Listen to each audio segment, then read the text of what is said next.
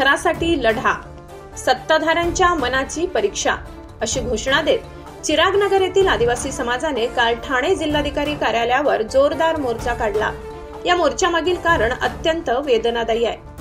आदिवासींना त्यांच्या स्वतःच्या जमिनीवरून हटवून त्यांची घरे तोडून त्यांना उघड्यावर आणल्याचा संताप। सर्वसामान्य आदिवासी कुटुंब जिथे पिढ्यानपिढ्या राहत होती त्या जागा SRA प्रकल्प आणि बिल्डर लॉबीच्या स्वार्थासाठी ताब्यात घेतल्या जात आहेत। या घरतोडक कारवाईत कोणतीही नोटीस न देता अचानक बाउन्सर्सचा वापर करून कुटुंब बाहेर हाकलण्यात आली।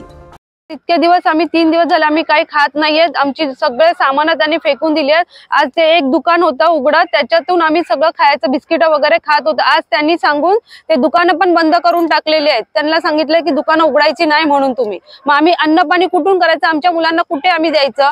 आम्ही त्यांना चहा बिस्किट तरी देत होतो, आज आम्हाला त्यात पण आधार नाहीये। त्यांनी दुकानं बंद केलीत आणि नाही आम्हाला गेटच्या बाहेर सोडत आहेत।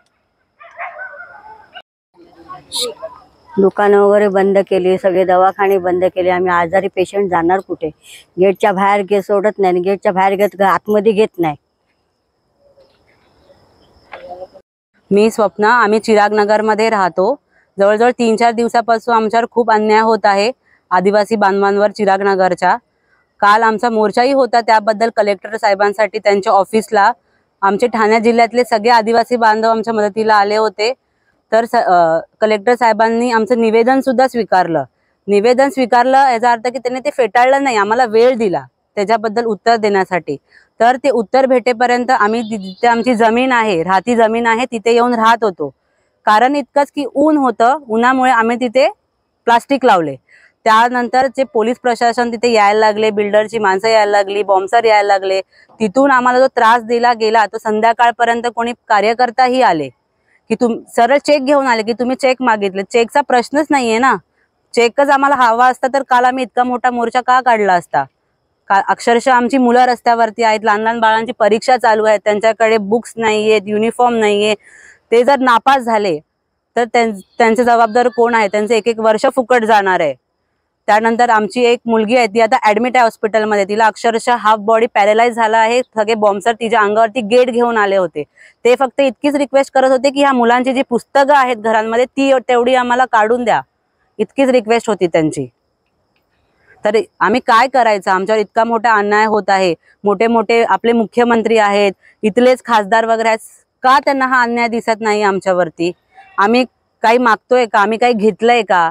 आम्ही कुठे जायचं? आमची घरं तोडले तर आम्ही तिथेच राहणार ना, आम्हाला बांधून द्या ती घरं, एवढंच आमचं निवेदन आहे। काही लोक बोलतात की हा यांचा मूळगाव नाहीये, यांचा मूळगाव दुसरा। अरे त्यांनी जन्मच इथला घेतला तर जन्म म्हणजेच मूळगाव असतो।